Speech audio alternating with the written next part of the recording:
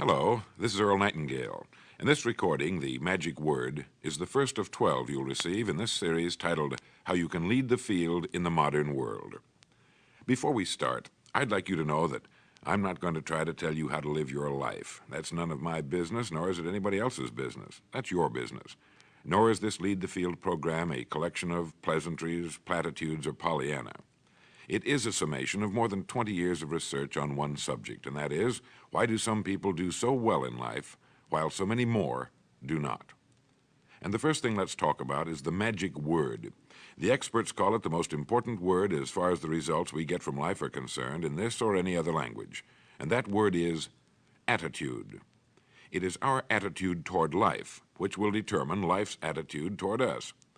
Let's face the fact honestly that we shape our own lives, and the shapes of them will be determined by our attitudes. A person with a poor attitude toward learning, for example, isn't going to learn much until he changes his attitude. If we take the attitude that we cannot do something, we generally will not do it. An attitude of failure, and we're whipped before we start. So we know then that what we receive from life, what we accomplish or fail to accomplish, is due in large measure to our overall attitude. William James of Harvard University put it this way: "The greatest discovery of my generation is that human beings can alter their lives by altering their attitudes of mind." And isn't it wonderful that we have this measure of control? Before we start talking about our attitude toward the world, let's talk about our attitude toward ourselves, since it is the attitude we take toward ourselves which determines our attitude toward the world. Now, right here we come to a rather strange fact. We're so familiar with ourselves, we tend to take ourselves for granted. We tend to minimize the things we can accomplish, the goals we can reach, and for some equally strange reason, believe others can accomplish things in our field which we cannot. There are literally millions of human beings living narrow, darkened, frustrated lives, living defensively, simply because they take a defensive, doubtful attitude toward themselves, and as a result, toward life in general. Many people are suspicious of and oppose change, yet change is the one thing in life on which we can absolutely count. People who stay young all the years of their lives not only welcome change, but see it for what it really is: new opportunity, new chances for further fulfillment. Attitude is a reflection, a result of a person's will. It is incalculably powerful. It can bring about marvelous results for us, but we need to train it patiently, day by day. Now let's talk about the attitudes of people who are successful, the top 5% of the people who go sailing through life from one success to another and who, even when they fail at something, shrug it off and head right out again. No matter who the person is or what he does, men and women in sales, business executives, people in all the professions, wives and mothers, students, top people in the armed forces, public servants, men and women in the service of religion, working men and women in all fields of endeavor, wherever you find a person doing an outstanding job and getting outstanding results, you will find a person with the right kind of attitude. These people take the attitude toward themselves that they can accomplish what they set out to accomplish, that there's no good reason on earth why they can't be competent, successful. They have a healthy attitude toward themselves and, as a result, toward life and the things they want to accomplish. And because of this, they achieve some remarkable things, and they come to be called successful, outstanding, brilliant, lucky, and a lot of other things. They're quite frequently no more brilliant or outstanding than the majority of the people by whom they're surrounded. But they did develop the right attitude, and they found their accomplishments not too difficult, and many times surprisingly easy, simply because it seems that so few are really trying, really believe in themselves. Successful people come in all shapes and sizes and in widely varying degrees of intelligence, background, and so on. But they all have one thing in common. They expect more good out of life than bad. They expect to succeed more than they fail. If you want something worthwhile, take the attitude that there are a lot more reasons why you can have it than there are that you cannot, and set out to earn it. Go after it, work at it, ask for it, and 9 times out of 10, you'll get it. Our environment is really a mirror of our mental attitude. If we don't like our environment, we have to change our attitude first. Now, the world plays no favorites. It's impersonal. It doesn't care whether we change or not. Adopting a good, healthy attitude toward life doesn't affect the world and the people in it nearly as much as it affects us. It would be impossible to even estimate the number of jobs which have been lost, the number of promotions missed, the number of sales not made, the number of marriages ruined by poor attitudes. But you can number in the millions the jobs which are held but hated, the marriages which are tolerated but unhappy, all because of people who are waiting for the world and others to change toward them, instead of being big enough and wise enough to at least make a test which will prove beyond any shadow of a doubt where most or at least a big part of the trouble lies. Studies made of the lives of literally thousands of successful people have shown that they radiate confidence, assurance, they expect success, and they get success. You can spot these people by the way they walk, by the way they look and act. You can feel it about them when they enter a room. They may be short and fat, or tall and thin, or any combination in between, but they have about them the attitude of success. In the record Greener Pastures, I'll get into this next statement, but right now I want you to realize, if you don't already, that in 5 years or less, you can get right to the top of the work you're now doing. I know this, but the important question here is, do you know this? The minute you do know it, you'll have this right attitude I'm talking about. The easiest and most effective means of forming a good attitude habit is to begin to act as though you have a good, positive, expectant attitude toward life. That's right. Begin right now to walk, act, and look as though you belong to this group. If you're already in the top 5%, you'll know what I mean. If you've never tried it, you'll be amazed at what happens. Actions trigger feelings, just as feelings trigger actions. Now, let me tell you of a little test you can make which will prove beyond any shadow of a doubt that a good attitude can change a person's life as dramatically as walking from a darkened room into the bright, clear light of day. Not long ago, I read a line which went, "Life is dull only to dull people." This is true, but it also could have read, "Life is interesting only to interesting people," or "Life is successful only to successful people."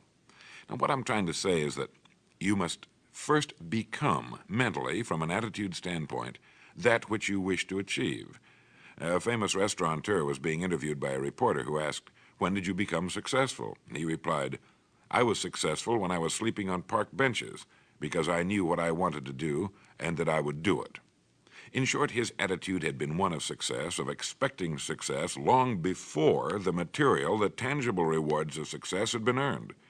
We'll get into this particular phase of Lead the Field in record number 3, A Worthy Destination. But for now, remember that a person must act, look, and because of these things, feel successful before the success he seeks can come.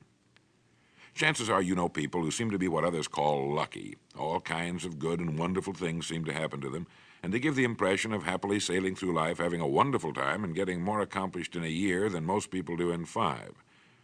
This has been figured out fairly scientifically, and if anyone will conscientiously go about the test I'm going to recommend, and stay with it every day for the next 30 days without fail, that person can join this small, happy, and extremely productive group of people. He'll find himself becoming lucky, as they say, and most of his problems will pretty well take care of themselves. Of this you can be sure. The results will be nothing short of amazing. Now, it makes no difference how good a person's attitude has been in the past. Anything can be improved upon, and it's the small refinements upon something already good that makes it great.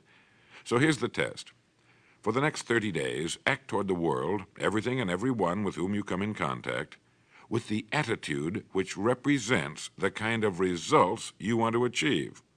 That is, if the result you want is more success in what you're doing, act as though you are already in possession of the success you seek. If you want others to treat you with admiration and respect, treat others with admiration and respect first. Have you ever stopped to think of this? Every human being on earth is the most important human being on earth as far as he or she is concerned. You may never get anyone to admit it, but it's a fact. So for the next 30 days, treat every person with whom you come in contact as the most important person on earth, remembering as you do so that as far as that person is concerned, he is. Now, the reason I say treat everyone in this fashion is mainly because this is the way human beings ought to treat each other, and because it will help you form a habit that will bring you amazing and delightful results for the rest of your life. Have you ever noticed that the higher you go in any organization of value, the nicer the people seem to become? You see, the bigger the person, the easier it is to talk to him, to get along with him, to do business with him. Do you know why? It's because he's got a good attitude, and people with the best attitudes just naturally gravitate toward the top. So for 30 days, act toward others and the world at large in exactly the same manner you want the world and others to act toward you. Treat your wife or husband as the person he or she really is, the most important person in your life, and the same with the children. Carry out into the world each morning for 30 days the kind of attitude you would have if you were the most successful human being on earth. And notice how it quickly develops into an habitual attitude. When a person does this, he should realize he has already placed himself on the road to what he seeks. He is right now in the top 5% of the people in this or any other country. He has prepared the ground and planted the seed. He has made of himself a magnet, an embodiment of that which he seeks. Before metal can be cast into a desired shape, the mold, the expectant receptacle, must first be fashioned. Before a building can be erected, the excavation must be made and the foundation laid. And before a person can achieve the kind of life he wants, he must become that kind of individual. He must think, act, talk, walk, and conduct himself in all of his affairs as would the person he wishes to become. He is then actually that person, and the things that person would have and do will naturally come to him.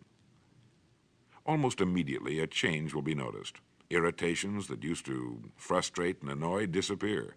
When some less informed individual gives you a bad time, stay on the track. When someone cuts in front of you with his car or acts in any other manner that shows his ignorance and lack of courtesy, don't permit yourself to drop to his level. Pity him, for that's what he really deserves. That's the very group a person doesn't want to belong to. And if he acts like them, well, let's face it, he belongs with them. There's nothing in the world that men, women, and children want and need more than the feeling that they're important, that they're needed and respected. They will give their love, their affection, their respect, and their business to the person who fills this need. So the magic word is attitude. And in summing up, a few points to keep in mind. 1, it is our attitude at the beginning of a task which, more than anything else, will affect its successful outcome. 2, it is our attitude toward life which determines life's attitude toward us. 3, we are interdependent. It is impossible to succeed without others, and it is our attitude toward others which will determine their attitude toward us. 4, before a person can achieve the kind of life he wants, he must become that kind of individual. He must think, act, talk, walk, and conduct himself in all of his affairs as would the person he wishes to become. 5, the higher you go in any organization of value, the better will be the attitude you'll find. 6, your mind can hold only one thought at a time, and since there's nothing at all to be gained by being negative, be positive. 7, the deepest craving of human beings is to be needed, to feel important, to be appreciated. Give it to them, and they'll return it to you. 8, look for the best in new ideas. As someone said, I've never met a person I couldn't learn something from. 9, don't waste valuable time broadcasting personal problems. It probably won't help you. It cannot help others. 10, don't talk about your health unless it's good. 11, radiate the attitude of well-being, of confidence, of a person who knows where he's going. This will inspire those around you, and you'll find good things will begin happening to you. And 12, lastly, for the next 30 days, treat everyone with whom you come in contact as the most important person on earth. If you'll do this for 30 days, you'll do it for the rest of your life.